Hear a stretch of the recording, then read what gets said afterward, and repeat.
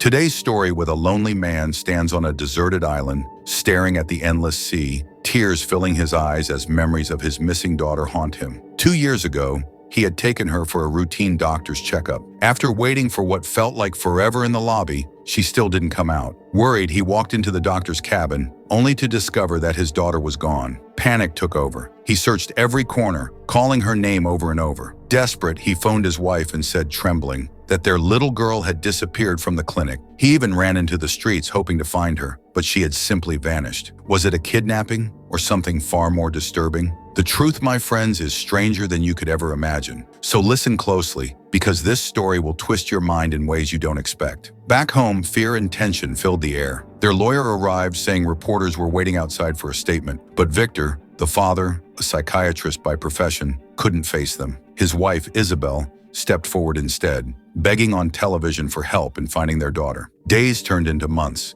and months into 2 long years. The emptiness of that house slowly suffocated Victor. Searching for peace, he decided to travel to Parkham Island, the quiet place where he had spent his childhood, taking only his dog Sinbad for company. When he boarded the ferry, the captain warned him, "No one visits that island at this time of year. Why are you going there?" Victor simply replied, "I just need some time away from the world." When he arrived, he saw a small store run by a woman named Bentia. Without saying much, he passed her and walked to his old family home. Hanging on the front door was a dead rabbit, left by his old friend Halberstad as a welcome gift, so Victor wouldn't go hungry after his long journey. Inside, his dog began barking for no reason. Victor calmed him, saying it was probably just rats. As he started cleaning, his eyes landed on an old piano, and in that instant, memories flooded back. His daughter used to run to him every time he played that melody, laughing as she tried to match his rhythm with her tiny fingers on the keys. In the city, people are celebrating outside the hospital. The reason? The old head of the psychiatric department, Dr. Mugg, is retiring, and his position is being given to a new doctor, Dr. Roth. The hospital's senior director, Dr. Gessel, introduces him to everyone, but not everyone is happy. One of the senior psychiatrists, Dr. Frieder, feels angry and disappointed. He believes he should have been chosen as the new head because of his long experience. Meanwhile, Dr. Roth immediately starts working. He meets his secretary, Ines, and tells her that from now on, he will personally handle all of Dr. Mugg's old cases. Back on the island, late at night, Victor is working quietly on his laptop when he suddenly hears footsteps outside. He goes to check, but no one is there. Yet unseen by him, a young woman is standing alone in the darkness, watching his house from afar. Who she is, we'll soon find out. The next morning, while Victor is cleaning, there's a knock at his door. It's the same girl. Her name is Anna Pegel. She tells Victor that she's mentally unwell and that his lawyer sent her to him for help. Victor doesn't trust her. He refuses to treat her and tells her to leave. But a few moments later, Anna faints right at his doorstep. Feeling worried, Victor picks her up and lays her on his couch to rest. Meanwhile, back in the hospital, Dr. Frieder angrily confronts Dr. Roth. "You can't take my patients," he shouts. But Roth replies coldly, "I'm the head now. I have full authority to treat anyone I want," and he walks away confidently. Here's something important. Dr. Frieder wasn't completely wrong. For years, Dr. Roth had been accused of using illegal experimental drugs on his patients. His patients did recover miraculously, but most doctors believed his methods were unethical. Years ago, when this issue was investigated, Victor had been part of the review committee. Instead of blaming Roth, Victor defended him. Maybe his methods were wrong, Victor said, but he only wanted to heal his patient, and that's what matters. Roth was deeply thankful. He told Victor, "You saved me." Victor replied, "Don't worry, the committee will just suspend you for a while. They won't take any serious action." Now back on Parkham Island, night falls again. Victor tells Anna to leave, but she pleads, "Please, just listen to me once. After that, I'll go." She begins telling her story. She says she's a novelist, and she's been suffering from schizophrenia since she was 13, a condition where a person starts seeing and believing things that aren't real. She tells Victor about her childhood. One day, her father took their dog, Terry, for a walk. During that walk, her father had a heart attack and died. Anna believed that if he hadn't taken Terry out, he would have survived. So she blamed the dog, and in her delusion, started hitting it with a hammer. But the truth? There was no dog. Terry never existed. She was hitting empty air, attacking her own imagination. Then Anna tells another story. At her friend's birthday party, she met a girl named Julia, who wasn't real either. Julia was actually a character from Anna's first novel. In front of everyone, Julia started saying the same lines Anna had written for her in the book, and then shot herself exactly like in the story. But again, it was all in Anna's mind. None of it actually happened. Hearing this, Victor says coldly, "This is simple schizophrenia. Any doctor can treat it. I'm not here to help strangers. I came here to find peace after losing my daughter." Then Anna says something that stops him cold. "In my third story, I lost someone, just like you lost your daughter." Victor becomes furious and throws her out of the house. But remember, friends, Anna's stories weren't random. Each one had a hidden meaning, something that would only make sense at the end of this tale. Later that night, Victor notices a toy on the floor. It has the name Terry written on it, the same name as Anna's imaginary dog. He quietly picks it up, sets it aside, and goes to sleep. Years ago, after Victor helped Dr. Roth save his job, Roth visited Victor's home with his family to personally thank him. That day, Roth's daughter, Mila, met Victor's daughter, Josie, for the very first time, and the two became instant friends. Mila was lively and outgoing, full of energy and charm. Josie, however, was quiet, shy, and preferred to stay in her own little world. Her parents had always warned her to keep her distance from other children, so she had grown up without many friends, until Mila entered her life. Back in the present, morning arrives. Victor walks to the small store on the island to buy some supplies. There he meets Bencha, the shop owner who also works as the receptionist at the island's only hotel. As soon as she sees him, she says, "Yesterday, a girl named Anna came here asking about you. She also bought a hammer." The moment he hears this, Victor feels uneasy. He leaves with his supplies and walks through the forest, where he meets his old friend Halberstadt, the same man who had hung the rabbit on his door. Victor tells him everything about Anna and says he suspects she knows something about his missing daughter. Halberstadt looks worried and warns him, "Be careful, Victor." When Victor gets back home,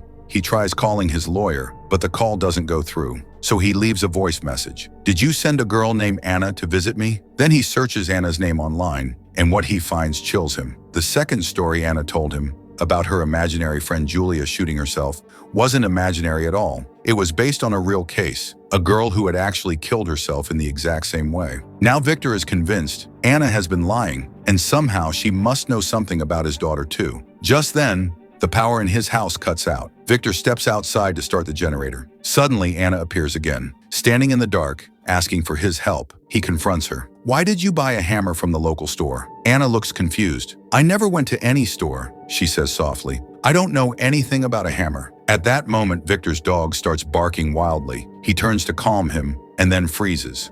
From inside the house, he hears a sound, the same piano melody he used to play for his daughter. He runs back inside, but Anna is gone. Victor's mind spins. How could Anna know that tune?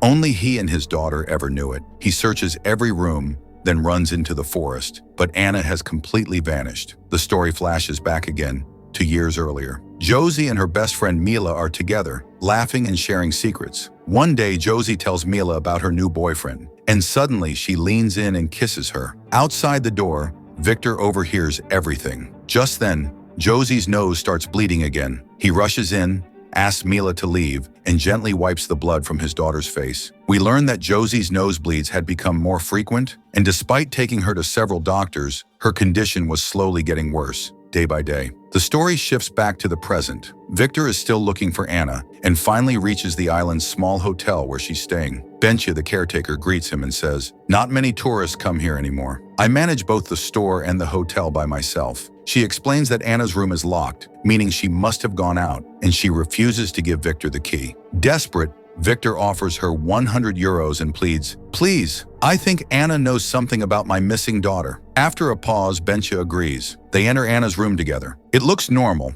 nothing strange, but on the table, Victor spots something shocking. The same hammer Bencha said Anna had bought from the store.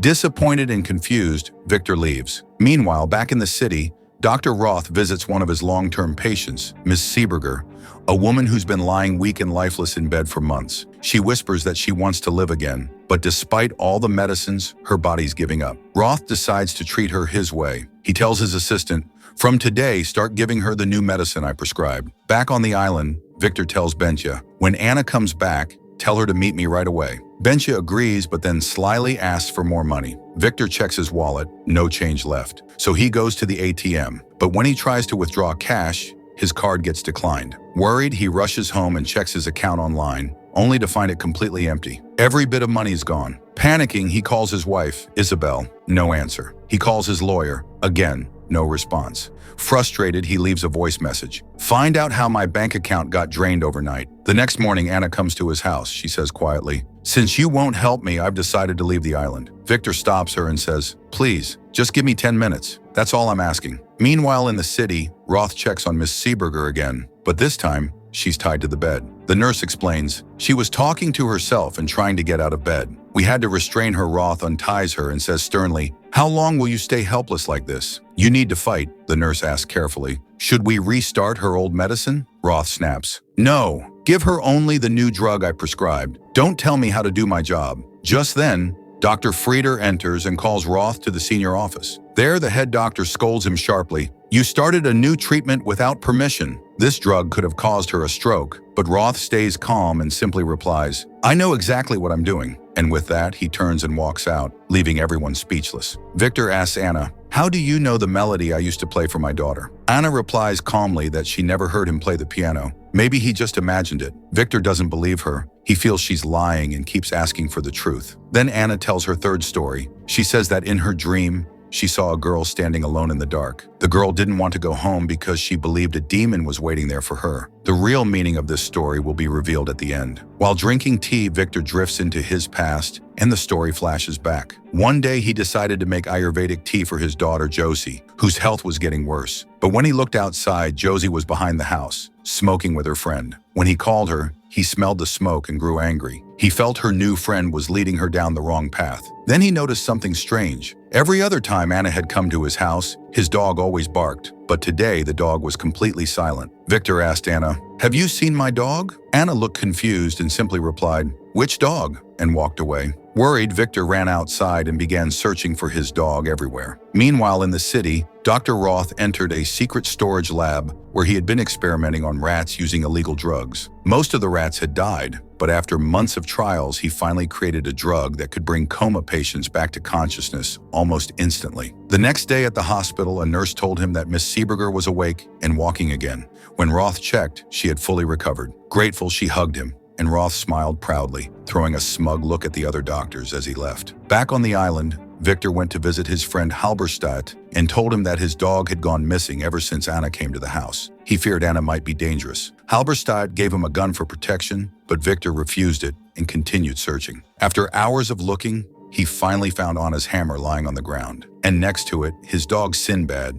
dead. Someone had beaten the dog to death with that hammer. Victor broke down, crying in grief. He dug a small grave in his backyard and buried Sinbad, heartbroken. Now convinced that Anna wasn't just mentally ill, but truly dangerous, he thought, if she could kill a dog, she could kill a person too. After that, he returned to Halberstadt and finally agreed to learn how to use a gun for his own safety. The story flashes back again. One day, a police car stops outside Victor's house. Inside are his daughter Josie and her friend Mila, both drunk. The officer explains that the girls were caught drinking in a public park while underage. Victor and Isabel are furious. Moments later, Mila's father, Dr. Roth, arrives. Enraged, Victor yells, "Your daughter is corrupting mine!" Roth apologizes quietly and takes Mila home. Victor then tries to talk calmly to Josie, but she refuses to listen. "I'm not a little kid anymore," she shouts. "I can do what I want, and from now on, knock before you come into my room." Victor is heartbroken and says nothing. Isabel decides to punish her. She takes away Josie's phone for a week, but Mila secretly gifts Josie a new phone.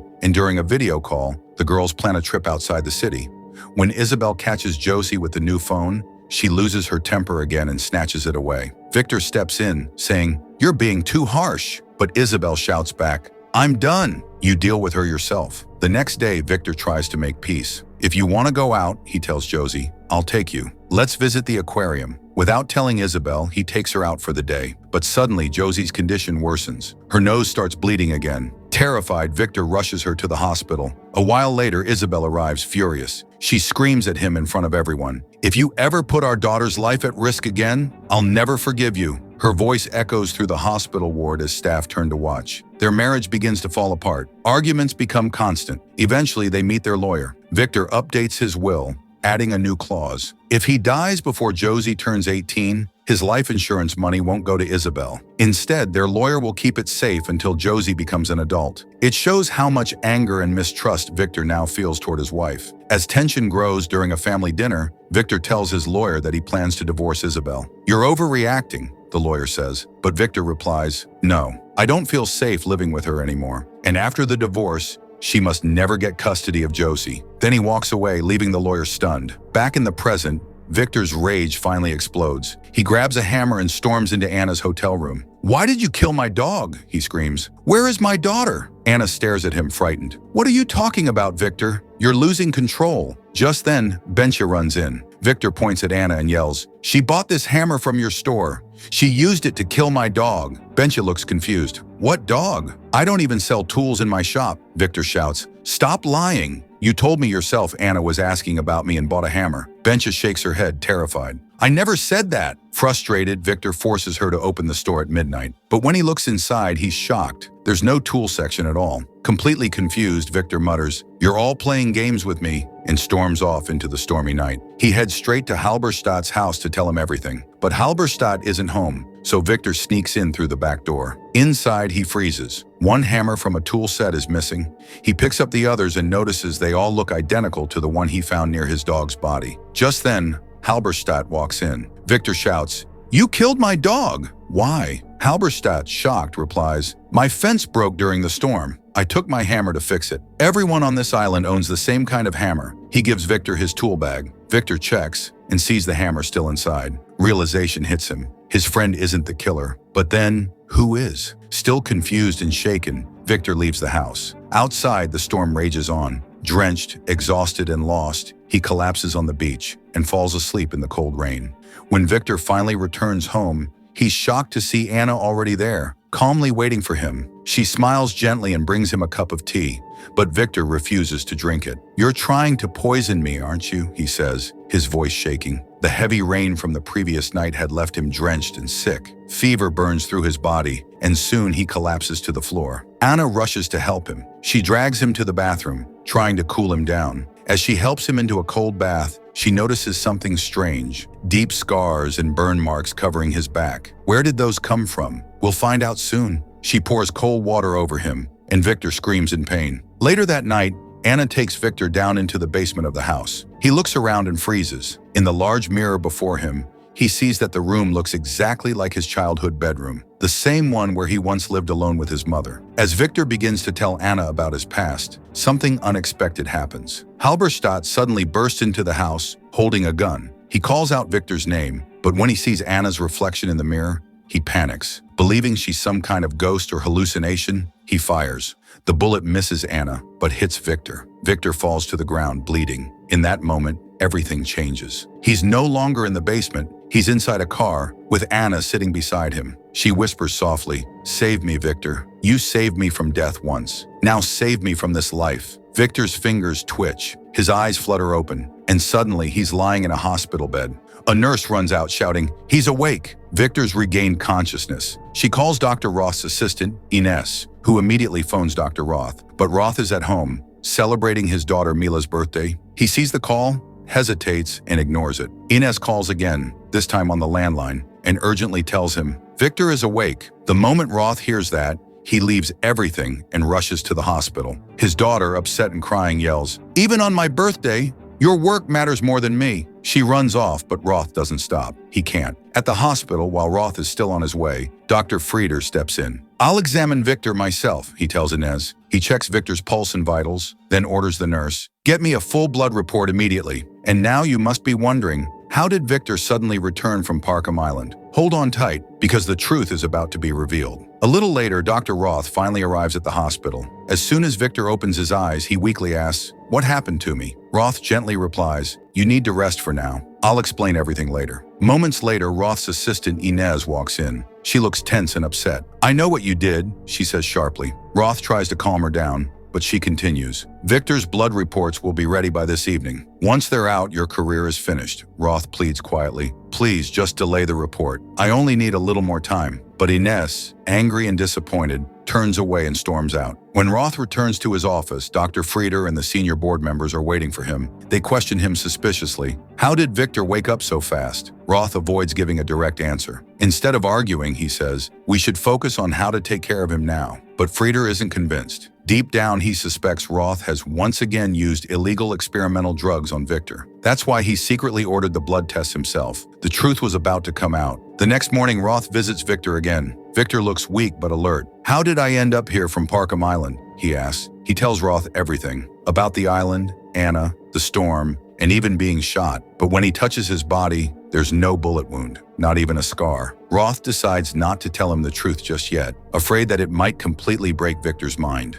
Victor whispers, "I don't remember much, only that before I woke up, Anna was begging me to save her. From life, from death, I don't really know." Hearing this, Roth quickly searches the line on his laptop and finds it's actually a quote from an old stage play. Suspecting a connection, Roth meets Victor's lawyer and tells him Victor has regained consciousness. The lawyer's expression changes immediately. Roth says he wants to meet Victor's wife, Isabel, but the lawyer replies, after their daughter went missing, she refuses to speak to anyone. Roth then asks to visit Victor's old house. The lawyer lies, saying, "That house was sold last week," but Roth doesn't believe him. That night, he breaks into the house to search for clues. He looks for Victor's old patient diaries, hoping Anna might have been one of his former patients. He doesn't find the diary, but discovers a poster instead. Before he can study it, security guards arrive. Roth grabs the poster and escapes into the night. The next morning, the hospital head receives Victor's blood reports. The results confirm everyone's suspicion. Roth had given Victor unapproved, illegal drugs. This time, the board decides to take strict action against him. But Roth rushes to Victor's room before they can stop him. He shows Victor the poster, and on it are the exact same words Anna once said to him. Victor starts panicking. His breathing gets heavy. Suddenly, fragments of his childhood flash before his eyes, memories he had buried for years. Roth shouts for help. The compounders rush in to restrain Victor. But when Victor looks around, his fear deepens. The first nurse, it's Bentia, the store owner. The second, the ferry captain. The third, Halberstadt, his friend. Victor screams, "They were all there! They were on Parkham Island with me!" Roth looks at him sadly and says softly, "Victor, there is no Parkham Island. It doesn't exist. It's all in your mind." Victor's eyes widen. Confusion, terror, disbelief. Before he can say another word, Roth injects him with a sedative. Victor's body relaxes, his eyes close, and everything fades to black. Later, Roth is called to meet the head doctor. The head doctor is furious and accuses Roth of being careless and using illegal experimental pills on patients. He tells Roth to resign immediately. In return, they'll still pay his salary until his contract ends. But Roth refuses the offer and says firmly, "I'll quit on my own. You don't need to fire me." As he's packing up his things, Inez comes to him. She gives him a tight hug and says softly, "You might be strange, but you have a kind heart." Before leaving the hospital, Roth decides to meet Victor one last time. And this time, he tells him the whole truth. Roth reveals that 2 years ago, Victor's daughter had gone missing. For 2 long weeks, there was no sign of her. The stress and guilt broke his family apart, and his wife Isabel eventually left him. Completely alone and heartbroken, Victor drowned himself in alcohol one night and swallowed a handful of sleeping pills, trying to end his life. But fate had other plans. That same night, Roth happened to visit Victor's house for some personal work. When he found Victor unconscious, he immediately rushed him to the hospital. But by the time they got there, Victor had already slipped into a coma. While studying Victor's toxicology report, Roth came up with an idea. He began working on a new drug that could possibly wake patients from comas. For months, he experimented on lab rats until he finally created a formula that worked. That's the medicine he later used to bring Victor back to life. Roth calls it his return gift, because years ago, Victor had helped him keep his medical license when his career was in danger. Roth also confesses that he found out some dark secrets about the previous head of the psychiatric ward. He used that information to make the man resign, and that's how Roth became the new head himself, just so he could treat Victor without anyone stopping him. Then Roth tells Victor the shocking truth. During the long coma, his mind created a whole new world, a world called Parkham Island. None of it was ever real. Every single person, every event, every detail, all came from Victor's imagination. He explains that in the beginning, Victor once saw a painting in a child doctor's office, a peaceful island scene. His brain took that image and built a complete world around it. Even the people he met there, the islanders, were just reflections of the hospital staff around him. In reality, Victor had been admitted to a place called Park Hospital, and that name got mixed up in his mind, turning into Parkham Island. Roth also reminds Victor that his daughter Mila used to say something strange. Josie isn't safe in his own house, but she never explained what that really meant. Who was Anna Spiegel, and what was the danger inside Josie's house? Victor, now filled with confusion and determination, says that the only way to get those answers is to go back to Parkham. In other words, to fall into the coma again. Roth shakes his head and warns him, "If you try that again, it could kill you." Then he quietly turns and walks away. The next day, Bencha was gently cleaning Victor's wounds, the same sores that had formed after years of lying motionless in bed. These were the exact marks we'd once seen in his imagination. Victor asked for Bencha's phone and immediately calls his lawyer, requesting him to bring over his toxicology report. Meanwhile, Roth's daughter Mila visits him. She hesitantly asks if he's truly been treating Victor for the last 2 years. When Roth nods, she looks guilty and says quietly, "I'm sorry, I misjudged you." A short while later, Victor's lawyer arrives at the hospital and confronts the senior doctor, demanding, "Return Victor's phone right now. If you don't, I'll expose how you've mishandled his treatment for the past 2 years." He also insists that Dr. Roth should be allowed to continue Victor's care.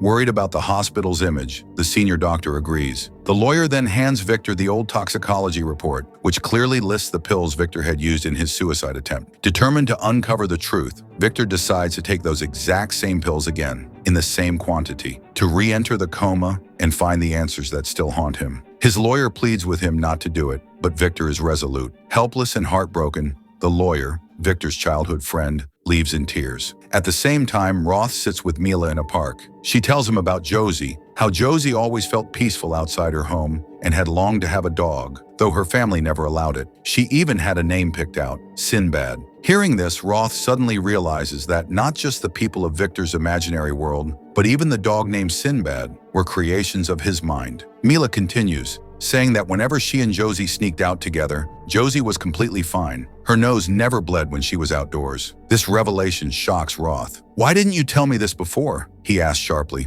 Without wasting a second, he calls Josie's doctor and sets up a meeting. Meanwhile, Victor swallows the pills again and finds himself once more on the ferry to Parkham Island. He's back in a coma. Just like before, the ferry captain and Benche repeat their same lines from his previous dream. Victor hurries home with his dog and rushes to the basement, but this time, the hidden room is gone, replaced by a solid wall. Confused, he climbs back upstairs and waits for Anna to appear. Elsewhere, Roth studies the same painting that had inspired Victor's imaginary Parkham Island. He meets Josie's doctor and asks, "What was wrong with Josie? Why did her nose keep bleeding?" The doctor explains that many tests were done, but the cause was never found. Roth asks, "Could someone have been poisoning her slowly?" The doctor replies, "Yes. If someone regularly gave her small doses of a blood-thinning drug, it would cause exactly those symptoms." The question now is, who could have done it? Roth immediately meets Victor's lawyer and tells him about his suspicion that Josie was being poisoned. The lawyer avoids giving a direct answer. Roth warns him the truth can't stay hidden forever and leaves. Inside the coma world, Victor keeps waiting for Anna. Just like last time, she appears at his door. Without hesitation, he takes her to the basement and pulls the curtain aside. But this time, instead of his childhood room, he finds a strange, unfamiliar chamber. Anna sits calmly across from him and says, "Ask me whatever you want." Victor looks straight at her and demands, "Where is my daughter? And who are you, really?" Anna then draws him into his childhood memories. He sees his younger self, his mother performing in theater plays, her co-actor being her lover, who was also Victor's biological father. His mother was often sad, and one day, devastated by betrayal, she took her own life. A few days later, her boyfriend took young Victor to a boarding school where he first met Anna Spiegel. The truth finally hits him. Anna was the same girl for whom his father had cheated on his mother. It was because of her that his mother had died. Overwhelmed, Victor yells at her, "You ruined my life! You took my mother away from me!" But Anna stays calm. She begins to tell him her third story, the same one she once mentioned before. There was a little girl standing in a dark alley. She said, "I don't want to go home because a demon lives there." Then Anna turns to Victor and says quietly, "That demon was you, and because of you, your daughter is gone." As soon as Anna speaks, the story flashes back, pulling Victor into the night when everything began to crumble. One evening, Dr. Roth had visited Victor's house and told him that his daughter Mila and Josie were secretly planning to sneak out together. He said he didn't want to take the blame if anything happened, so he thought it best to inform Victor beforehand. But instead of appreciating it, Victor got furious, accusing Mila of being the bad influence who had corrupted Josie. In anger, he stormed into Josie's room and demanded, "Are you hiding something from me?" Josie looked him in the eye and said softly, "I'd never lied to you." But she kept silent about her plan with Mila. Hurt and disappointed, Victor felt as if his daughter was slipping away from him. As he turned to leave, Josie said quietly, "You came into my room again without knocking." That small remark unsettled him deeply. Later that night, when Victor entered his bedroom, he saw his wife Isabel holding something that looked like a gun. His heart froze. His mind began spinning with paranoia. He convinced himself that Isabel wanted to kill him and take Josie away. The world already took my mother from me, he thought. I won't let it take my daughter too. The next morning at breakfast, Victor saw Isabel pouring something into Josie's juice. The moment Josie raised the glass to her lips, he snatched it from her hand. Isabel, startled, asked, "Why are you behaving so strangely?" But he ignored her and turned on Josie instead, saying, "You were going out with Mila, weren't you? How long were you planning to keep that a secret?" Both mother and daughter scolded him for his behavior, but Victor wasn't truly angry. He was only pretending, just to stop Josie from drinking the juice. Later that day, after Isabel left for work, Victor hurriedly packed their bags. He called his lawyer, saying in panic, "I was right. Isabel is trying to kill me and our daughter for money." The lawyer tried to reason with him. "Victor, what are you talking about?" But Victor hung up mid-call. He decided they had to run away. But before they could leave, Isabel unexpectedly returned. Victor saw her reaching into the car and assumed it was the gun again. Terrified, he grabbed Josie's hand and led her through the backyard toward the lake. Convinced Isabel was going to shoot, he told Josie to hold her breath and pulled her underwater, trying to hide from his own wife. When Isabel finally drove away, Victor lifted Josie out of the water, only to find her unconscious. He tried reviving her, sobbing as he performed CPR. After what felt like forever, Josie seemed to gasp back to life, and Victor, trembling with relief, decided to rush her to the hospital. But then Anna Spiegel appears before him and says coldly, "That's the story you tell yourself." Then she reveals what truly happened. In reality, Isabel never had a gun. She was just holding her phone. The next morning, she didn't pull a weapon from the car. She pulled out her phone again. And the poison she was putting in Josie's juice wasn't poison at all. It was a health tonic. The horrifying truth comes to light. When Victor took Josie underwater, she never came back up alive. The Josie he carried to the doctor, the one he spoke to, laughed with, comforted, was only a hallucination, a creation of his shattered mind. He had carried her lifeless body all the way to the hospital, talking to himself, convinced she was still alive. Hours later, he had wandered through the hospital corridors, calling out her name again and again, searching for someone who no longer existed. His mind had broken completely, unable to accept the loss of his daughter, just like he once couldn't accept the loss of his mother. As the reality hits him, Anna looks into his eyes and says gently, "Now our therapy is complete. My part in your story ends here. Whatever comes next, you'll have to face it on your own." The lingering question was, why had Victor's mind chosen Anna to help him face his buried memories? That answer, too, would only be revealed at the story's very end. In the meantime, Victor had slipped into another coma. After hours of intense effort, the medical team finally managed to bring him back to consciousness. But friends, the real climax was yet to come. That same morning, Roth's secretary, Inez, abruptly resigned from her job. Around this time, Victor's lawyer contacted Roth, informing him that Victor had fallen into another coma and now wanted to confess, claiming he was responsible for Josie's death. The lawyer pleaded with Roth to speak to Victor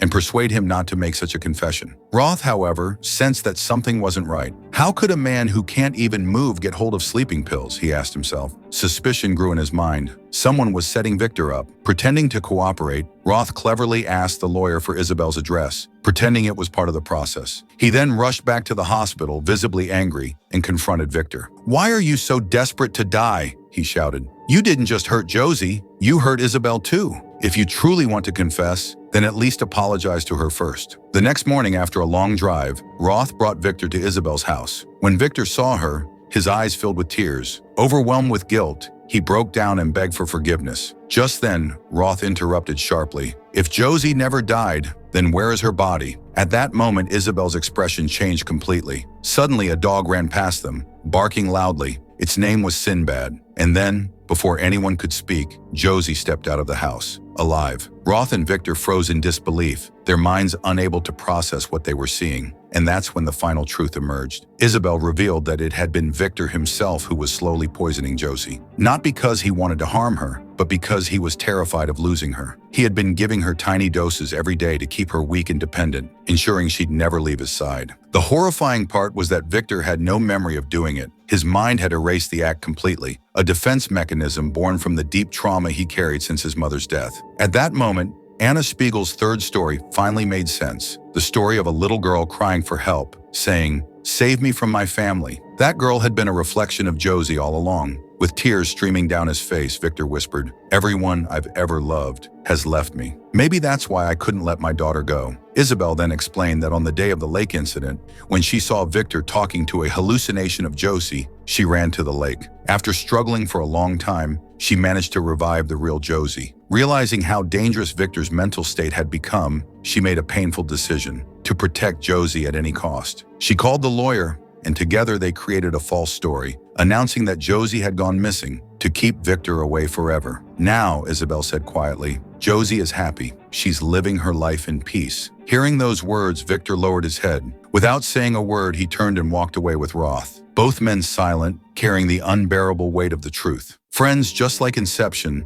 this story also ends in a way that lets us decide what it really means. After everything, Dr. Roth moved on with his life. He opened his own clinic, wanting to spend more time with his daughter and make up for what he had lost. Victor, meanwhile, returned to his old house. His health was failing fast, and soon he slipped into another coma. Before leaving for one last trip with Mila, Josie came to see her father. She sat quietly beside him, and at that same moment, in Victor's dream world of Parkham Island, someone knocked on his door. It was Josie, but how could Josie be there? It seemed as if she had fallen into a coma too. In my view, though, Josie was still alive. Her appearance in Parkham Island was just Victor's final dream, his dying mind creating a memory where his daughter had survived and come back to him. By this point, Anna Spiegel was gone. Victor had replaced her with Josie in his imagination. Anna was never real. She was a creation of Victor's subconscious.